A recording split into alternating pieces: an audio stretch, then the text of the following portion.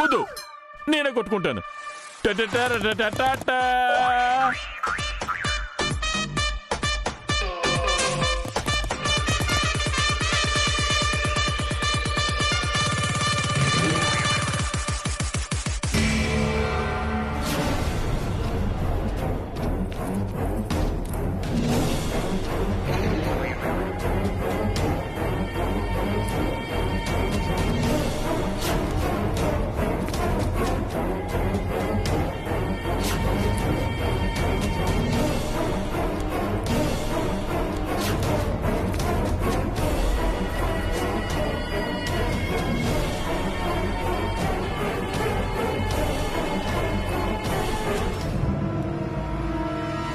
మీకు అసలు బుద్ధి ఉందా? మీరంతా సూపర్ ఉమెన్స్ అనుకుంటున్నారా? ఆ రౌడీల మీదకే ఫైటింగ్కి వెళ్తారా? ఆ టైంకి నేను మీరంతా కారులో వెళ్తుండడం చూశాను కాబట్టి సరిపోయింది. నేను రాకపోయింటే మీ పరిస్థితి ఏమైండది? కాస్తైనా ఆలోచించారా? వాళ్ళు అఖిల్ని కొట్టారనేసరికి కోపం వచ్చింది, అందుకే పోయాము.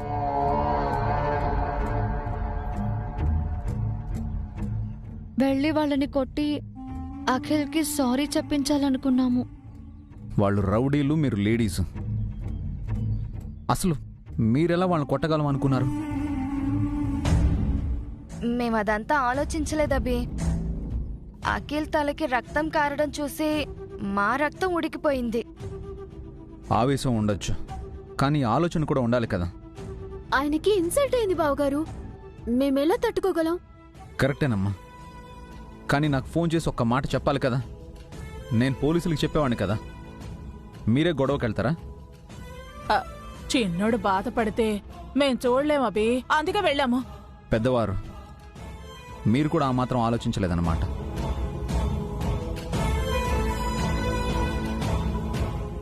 ఏంటన్నయ్య, వీళ్ళు ఆవేశపడితే మీరైనా ఆపాలి కదా.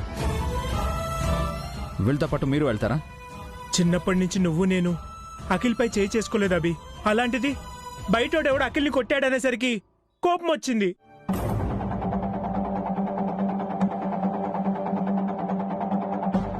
అఖిల్ నాకు తమ్ముడే అన్నయ్య. వాడిని ఎవరైనా కొడితే నేను మాత్రం ఊరికే ఉంటాను. అఖిల్ కొట్టిన వాడిని చితక్ కొడతాను. ఆ విషయం మీకు తెలీదా? నాకు చెప్పేంతవరకు ఆగలేకపోయారు.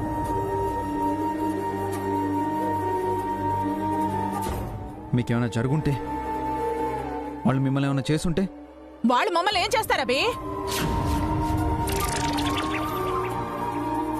నా మరిది మీద వాడు చేయి చేసుకున్నాడు. వాడి చెంప పగలగొట్టి సారీ చెప్పించాలి. నేను అంతవరకే ఆలోచించానండి. రౌడీలను కొట్టాలంటే నేను ఉన్నాను కదా, మీరెందుకు వెళ్ళడం? వాడు అఖిల్ని కొడితే మమ్మల్ని కొట్టినట్టే అభి.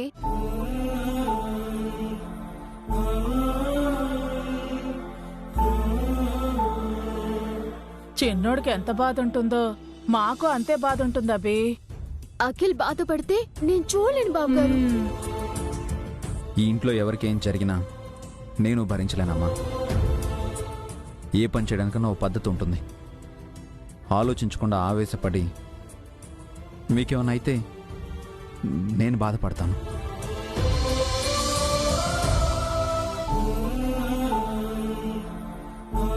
అయినా బయట జరిగిన గొడవ అన్నయ్య వదినలకు చెప్పిన వాడివి నాకెందుకు చెప్పలేదు?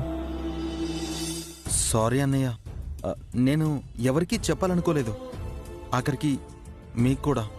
అంటే వాడి చేతిలో తన్నులు తిని వాడిని ఏం చేయకుండా అలాగే వదిలేయాలంటావా? నేనున్నది ఎందుకు? నీకేం జరిగినా నీ అన్నయ్య వస్తాడని తెలీదా నీకు? నీకేదైనా జరిగితే అమ్మా నాన్నలకి నేను సమాధానం చెప్పాలి.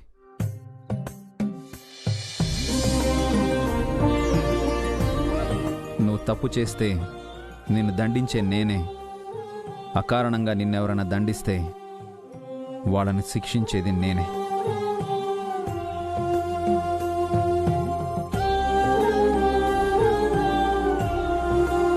ఇంకెప్పుడు ఇలా చేయకండి.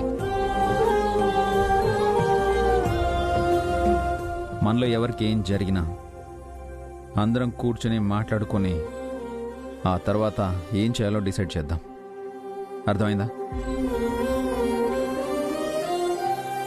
జరిగిందేదో జరిగిపోయింది అభి.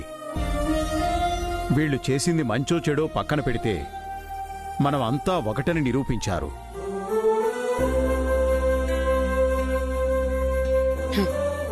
అవును, ఈ ఇంట్లో ఎవరికి ఏం జరిగినా అందరూ స్పందిస్తారని నాకిప్పుడు అర్థమైంది. మీ అందరి ఐకమత్యం చూస్తుంటే నాకు చాలా సంతోషంగా ఉంది. ఉమ్మడి కుటుంబంలో అందరం కలిసే ఉండాలి కదమ్మా. అలాగే అందరం కలిసే ఏదైనా నిర్ణయం తీసుకోవాలి. ఇంట్లో ఎవరికి ఏం జరిగినా అందరం బాధపడతాం కదా. ఆ పరిస్థితి రాకూడదా అంటే ఎవరు ఏది దాచుకోకూడదు, అందరితో పంచుకోవాలి. అప్పుడే ఏ సమస్యలు రావు.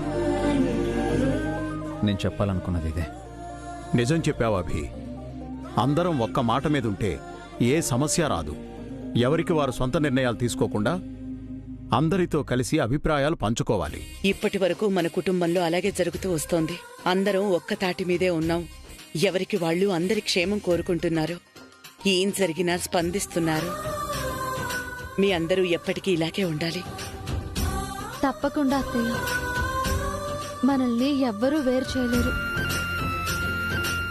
విడదీయాలన్న ఆలోచన కూడా ఎవ్వరూ చెయ్యరత్తయ్యా. ఒకవేళ ఎవరైనా వచ్చినా అది నెరవేరదు.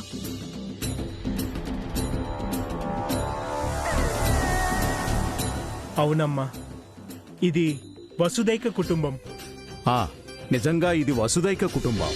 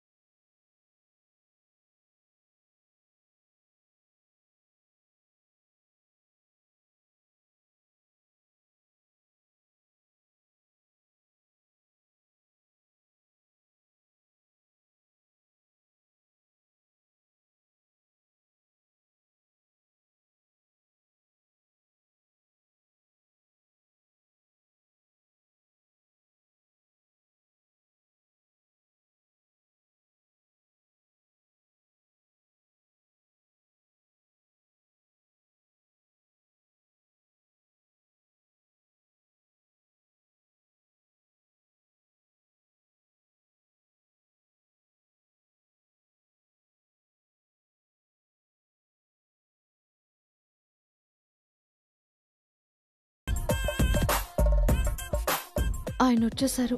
ఇక తిట్లు స్టార్ట్ చేస్తారేమో. నేను మాట్లాడకూడదని చెవుల్లో కాటన్ పెట్టుకున్నారనుకుంటారేమో. ఏదో ఒకటి మాట్లాడాలి. ఏవండి, ఏమైనా కావాలా అండి? ఏమొద్దండి. ఏమన్నారో ఏమో, ఏం వినపడలేదే. మామూలుగా ఈ టైంలో కాఫీ తాగుతారు. కాఫీ అడిగారేమో. సరేనండి, మీకు స్ట్రాంగ్ కాఫీ తీసుకొస్తాను. అరే, ఏమొద్దని చెప్పాను కదండి. అందరి ముందు అలా అన్నానని మీరేం ఫీల్ అవ్వకండి. నిజానికి మీరు మంచి పని చేశారు. మంచి కోసం ఆడవారు అయ్యుండి రౌడీలను కొట్టడానికి బయలుదేరారు. మీ ధైర్యం నచ్చింది. అఖిల్పై మీకున్న ఎఫెక్షన్ నచ్చింది. అందరినీ యూనిటీగా తీసుకెళ్ళడం నచ్చింది. యువర్ ఆల్ ఇన్ వన్ అని ప్రూవ్ చేసుకోవడం నాకు చాలా నచ్చింది. చాలాసేపు మాట్లాడారు. ఏదో పెద్ద తిట్ల దండకమే చదివినట్టున్నారు. కానీ ఏం తిట్లు తిట్టారో కూడా తెలియట్లేదే. థ్యాంక్ యూ సో మచ్ అండి. మిమ్మల్ని చూస్తుంటే ప్రౌడ్గా ఉంది. ఎవ్రీడే ఏదో ఒక కొత్త పని చేస్తూ నన్ను సర్ప్రైజ్ చేస్తున్నారు వసు గారు. నా ఎక్స్పెక్టేషన్స్కి మీరు అందడం లేదు. I'm so proud of you. Thank you. ఇది ఇంకో తిట్ల దండకంలా ఉందే.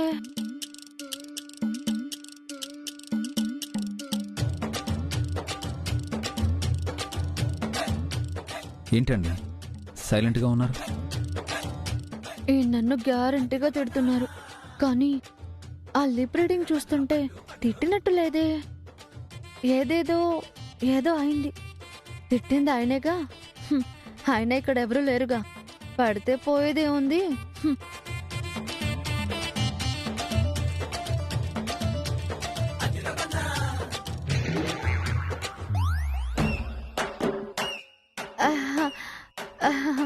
ఏంటండి ఏదో అంటున్నారు?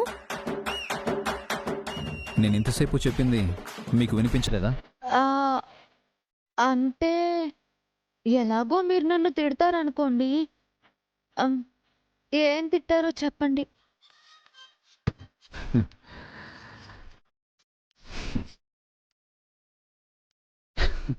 నేను మిమ్మల్ని తిట్టడం ఏంటండి? పొగిడాను. హా? పొగిడారా? అంటే మీరేం వినలేదా? వినిపించుకోకూడదని చెవుల్లో కాటన్ పెట్టుకున్నానండి.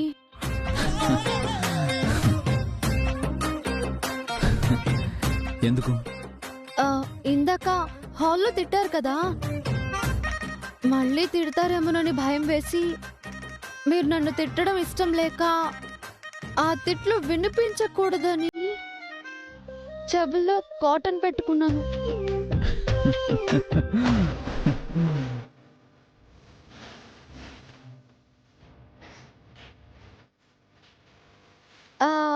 అంటే ఇప్పటి వరకు మీరు నన్ను తిట్టలేదన్నమాట, పొగిడారన్నమాట. ఏది మళ్ళీ పొగడండి. పొగడ్ను. అదేంటి? ఇందాక పొగిడారు కదా. అందుకే మళ్ళీ పొగడ్ను. అప్పుడు నేను వినలేదు. అది మీ ప్రాబ్లం. ఇప్పుడు వినాలని ఉంది, పొగడండి. నేనేదైనా ఒక్కసారి చెప్తాను. మళ్ళీ ఒకసారి పొగిడితే మీ సొమ్మే వినపోతుందా? నా వాయిస్ పోతుంది. ప్లీజ్ ఒక రెండు పొగడండి. పొగడతలంటే మీకు ఇష్టం లేదనుకుంటా. ప్రశంసలని ఎవరు వదులుకుంటారు చెప్పండి? అవును. మీకు అసలు బుద్ధి ఉందా? మీరు ఆడవాళ్ళ లేక రౌడీలా? ఫ్యామిలీ ఉమెన్లా ఉండకుండా ఫ్యాక్షనిస్ట్లా ఫైటింగ్కి వెళ్ళడం ఏంటి? బయటికి వెళ్ళి ధర్నాలు చేయాలనుకుంటున్నారా? పోలీసులతో కేసు ఓపెన్ చేయించుకోవాలనుందా? పోలీస్ స్టేషన్ల చుట్టూ కోర్టుల చుట్టూ తిరిగి జైలు శిక్ష అనుభవించాలి అనుకుంటున్నారా? పొగుడతారనుకుంటే తిడుతున్నారేంటండి? ఇందాక మీరు ఇలా మాట్లాడలేదు కదా, నిజం చెప్పండి. నాపై మీకు కోపం పోలేదా?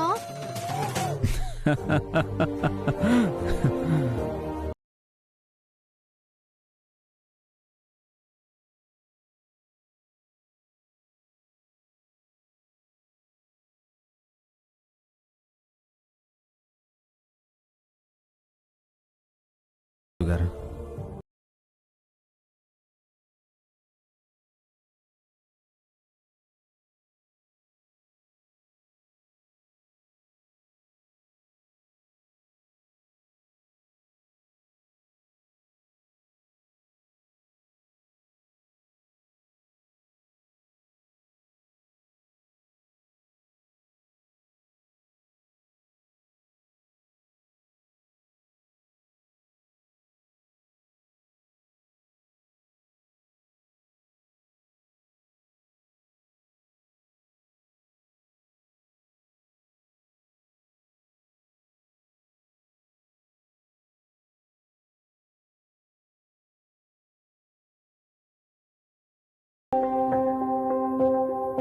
ఈరోజు మీరు చేసిన మంచి పనికి అమ్మా నాన్న చాలా హ్యాపీగా ఫీల్ అయిపోయారు. ఈ ఫ్యామిలీ ఎప్పటికీ ఒకటిగా కలిసి ఉంటుందన్న నమ్మకం వాళ్ళ కళ్ళల్లో కనిపించింది. ఐ థింక్ ఇప్పుడు వాళ్ళు చాలా ఆనందపడి ఉంటారు.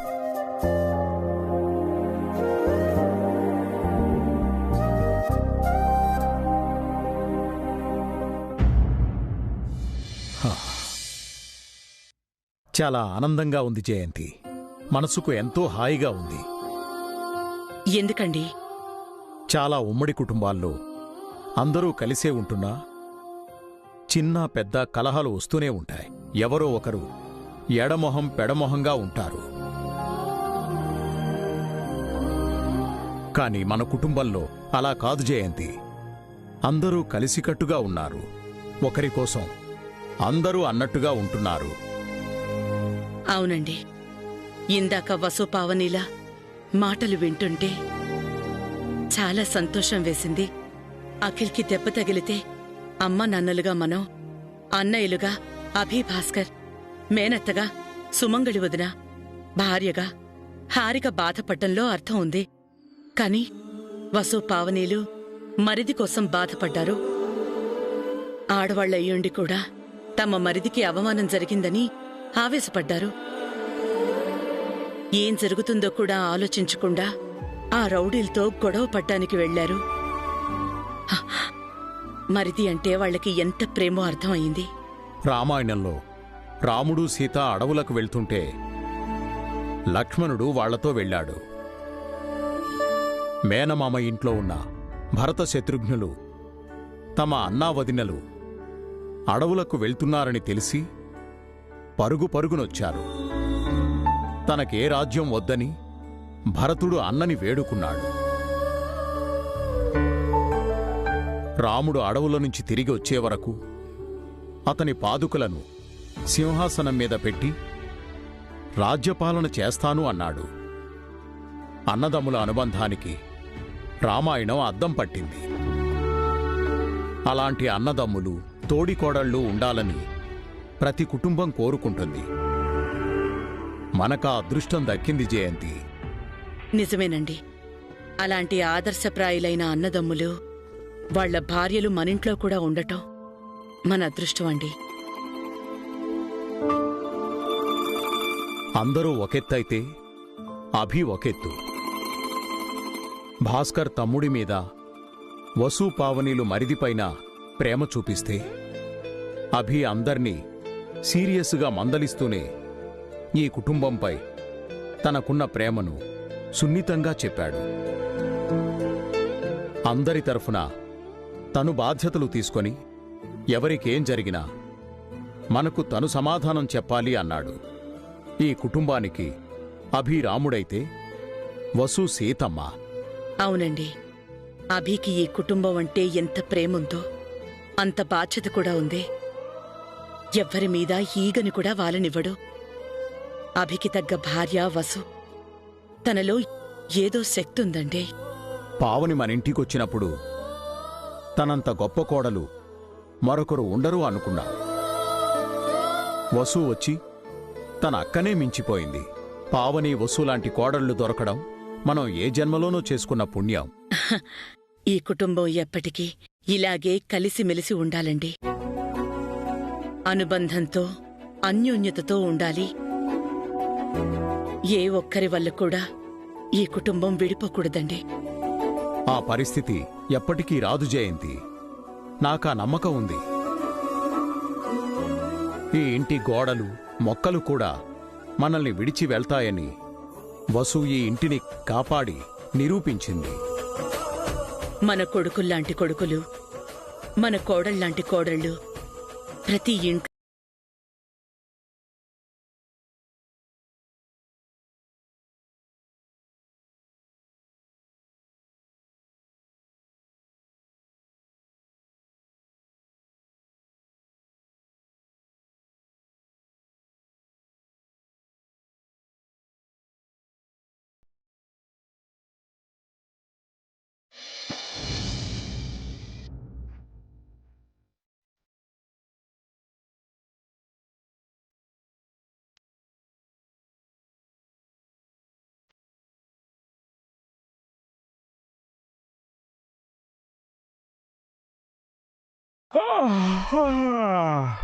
పావని, ఏంటండి? బ్రష్.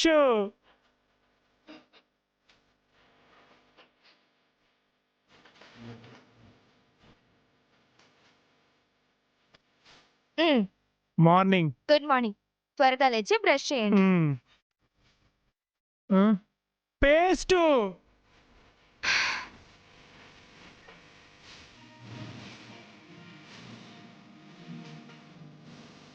ఇదిగోండి